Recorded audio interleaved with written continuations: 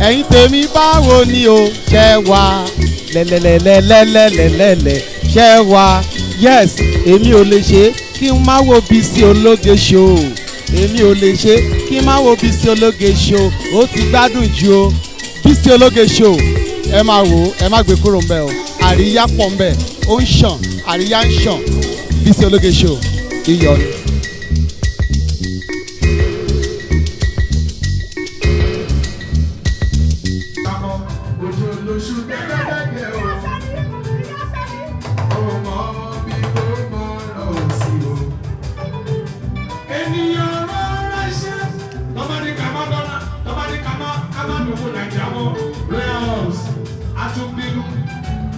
Atúgbèkélú lọ́nà àwọn kan lọ́lúwa àwọn kan lọ́rùn wọ́n sì sọ̀rọ̀ mi Elédùmarè somewhere else àṣọ ènìyàn ṣe bí Ọlọ́run ọba wọn ni kò lè bọ́ sí i.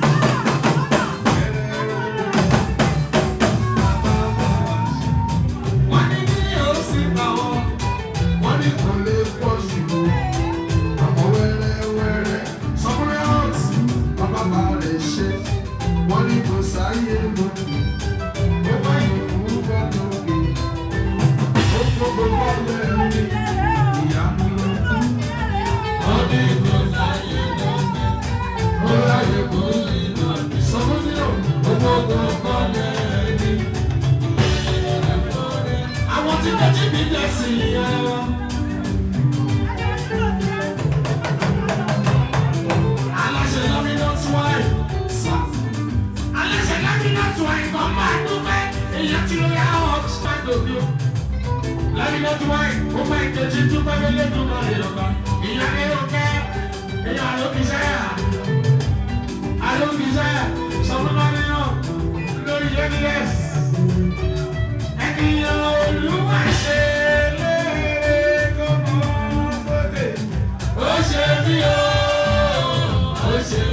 o lábínà ojú pẹ́ lọ́wọ́ Jésù olùgbàlà hallelujah mo wá.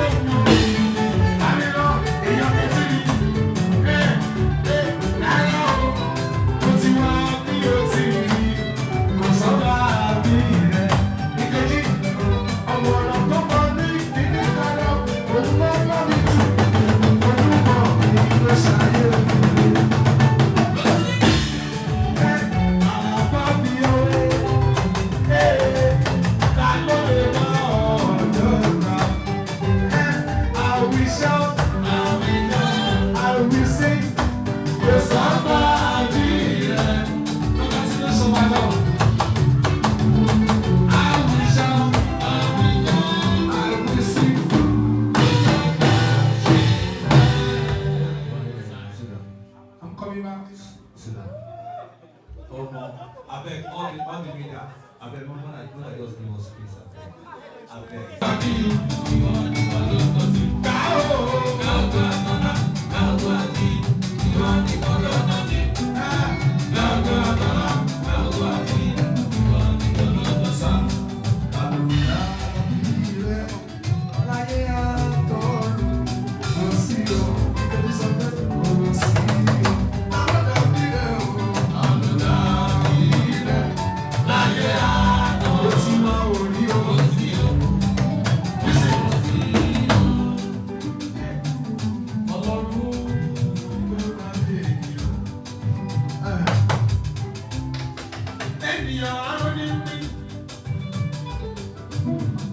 Ènìyàn ìgbàdá bí yọ lóru abs wọ́n ìbá tí pé kó yọ àárọ̀.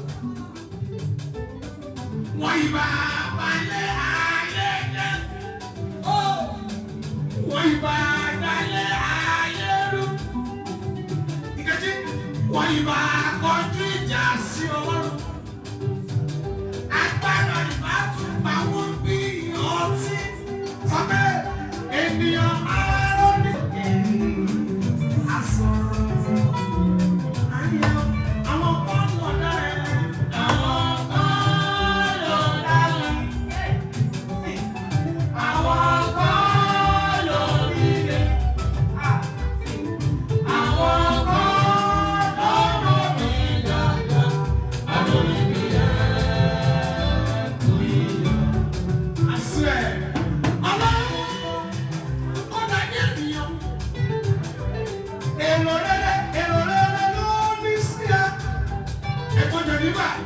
ènìyàn fi rárẹ̀ wé Ọlọ́run ọkọ màmá lọ́rùn sà àjẹrà rẹ̀ nìyàn èèyàn tó rí erùpẹ̀ lásán sọ́lá jẹ́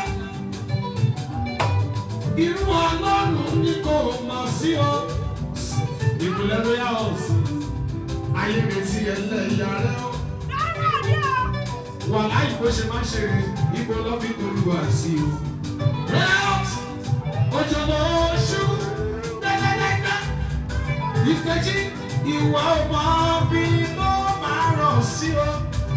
Thanks for watching this video. Please don't forget to click on subscribe button. Kindly comment and share. We drop new videos daily. Thank you. God bless you.